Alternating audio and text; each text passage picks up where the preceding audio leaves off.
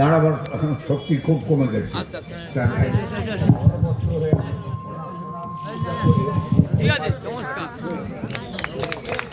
এই মাটি ছুঁয়ে আপনাদের কাছে ক্ষমা করে দেবেন।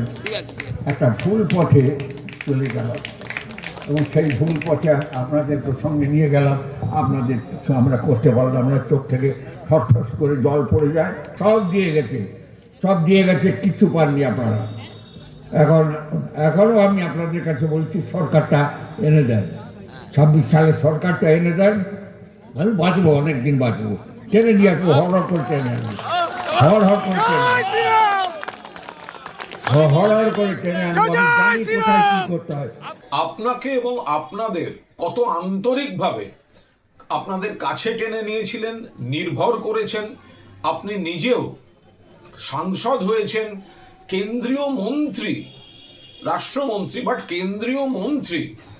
আপনাকে কোন পরিস্থিতিতে কাদের আপত্তি সত্ত্বেও মমতা বন্দ্যোপাধ্যায় করেছিলেন সেটা ভুলে যাওয়া বোধহয় শিশিরদার মতো অভিভাবকোচিত বয়সের বর্ষিয়ান মানুষের এই সস্তা রাজনীতিটি করা ঠিক হচ্ছে না।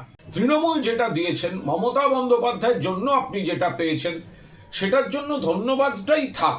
বাকি কোন কম্পালশনে কি করতে হচ্ছে সেটার সঙ্গে এই ধরনের নাটুকে সংলাপ বোধহয় বর্জন করা ভালো।